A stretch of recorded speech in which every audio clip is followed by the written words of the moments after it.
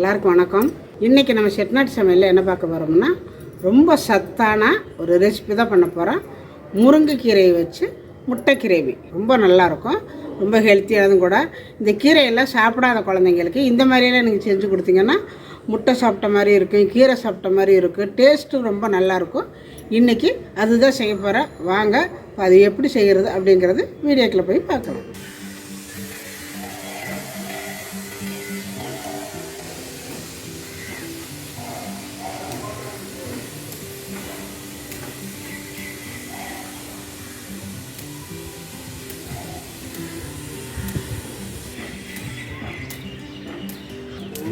இதுக்கு மேலே விட்டால் வளர்ந்துக்கிட்டே போகும்.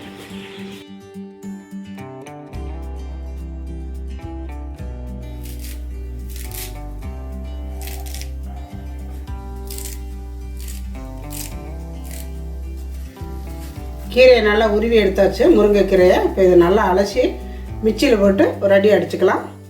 இப்போ முருங்கைக்கீரையை அரைச்சாச்சு. 4 தக்காளி எடுத்து கட் பண்ணி வச்சுருக்குறேன். இப்போ இதை நல்லா அரைக்கணும், அரைச்சிக்கலாம்.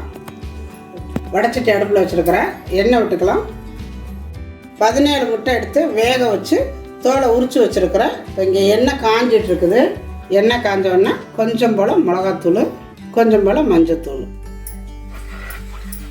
நம்ம வேக வச்சு உரித்து வச்சுருக்கிற முட்டையை இதில் சேர்த்துக்கலாம். அடுப்பை நல்லா ஸ்லோவிலே வச்சுக்கிட்டு முட்டையை போடுங்க. முட்டை போட்டதுக்கப்புறம் லைட்டாக அடுப்பை ஸ்பீட் பண்ணிக்கோங்க, ரொம்பவும் ஸ்லோவிலே இருக்க வேண்டாம். முட்டை போட்டு ஓரளவு நல்லா அந்த எண்ணெய்க்குள்ளே வந்தோடனே முட்டை எடுத்துக்கலாம். இது இருக்கட்டும். இதுலேயே இன்னும் கொஞ்சம் போல் எண்ணெய் விட்டுக்கோங்க. கொஞ்சமாக சீரகம் போட்டுக்கோங்க. சீரகம் செவந்ததும் பொடியாக கட் பண்ணி வச்சுருக்கிற சின்ன வெங்காயம் இதை சேர்த்துக்கலாம். வெங்காயம் லைட்டாக செவந்துருச்சு. கொஞ்சமாக இஞ்சி பூண்டு பேஸ்ட்டு விட்டு இதையும் நல்லா வதக்கிக்கணும். மசாலையை நல்லா வதக்கிட்டிங்கன்னா கிரேவி ரொம்ப சூப்பராகவே இருக்கும். இப்போ இஞ்சி பூண்டு வெங்காயம்லாம் நல்லா வதங்கிருச்சு. இப்போ நம்ம அரைச்சி வச்சுருக்கிற இந்த தக்காளி பேஸ்ட்டை சேர்த்துக்கலாம். இப்போ இந்த தக்காளி கொஞ்சம் நேரம் வதங்கட்டும். தக்காளி ஓரளவு வதங்கிருச்சு. இப்போ நம்ம தூள் ஐட்டம்லாம் சேர்த்துக்கலாம். ஏற்கனவே மஞ்சத்தூள் போட்டிருக்கிறோம். இப்போ கொஞ்சம் போல் மஞ்சத்தூள் போட்டுக்கோங்க. மிளகாத்தூள் ஒரு 1/2 ஸ்பூன் போட்டுக்கோங்க.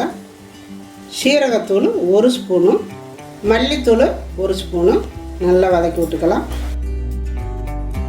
கொஞ்சம் போல் கல் உப்பு போட்டுட்டு இதை நல்லா வதக்கிடணும். 3 நிமிஷம் நல்லா வதக்கணும். வதங்கிட்டு ஒரு 1/4 ஸ்பூனு மட்டன் மசாலா போட்டுக்கிட்டிங்கன்னா ரொம்ப நல்லாயிருக்கும். இந்த முட்டை இந்த கீரைக்கு ரொம்ப நல்லாயிருக்கும். போட்டு நல்லா கிண்டி விட்டுக்கோங்க. இது சேர்ந்து நல்லா வதங்கட்டும். மசாலையெல்லாம் நல்லா வெந்த உடனே பாருங்கள் எண்ணெயெல்லாம் மேலே வருது. இதுதான் எண்ணெய் வெளியில் வருது, கசிஞ்சு. இப்போ நம்ம அரைச்சி வச்சுருக்கிற இந்த கீரை பேஸ்ட்டு சேர்த்துக்கலாம்.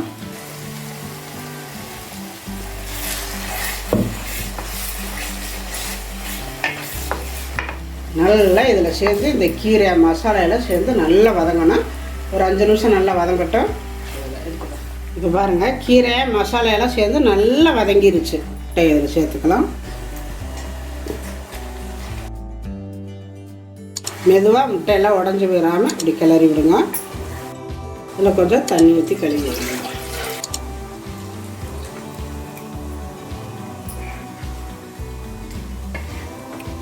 கொஞ்சம் போல் உப்பு. இப்போ இதை மூடி வச்சு ஒரு 5 நிமிஷம் மறுபடியும் வேக விடணும். நல்லா அந்த எண்ணெயெல்லாம் கசிஞ்சு மேலே வந்து நிற்குது. அவ்வளவுதான். ரொம்ப சத்தான, அதாவது முட்டையும் சத்து, முருங்கைக்கீரையும் சத்து. இந்த மாதிரி நீங்கள் ஒரு முறை வச்சு பாருங்கள், ரொம்ப நல்லாவே இருக்கும், சூப்பராக இருக்கும். பாருங்க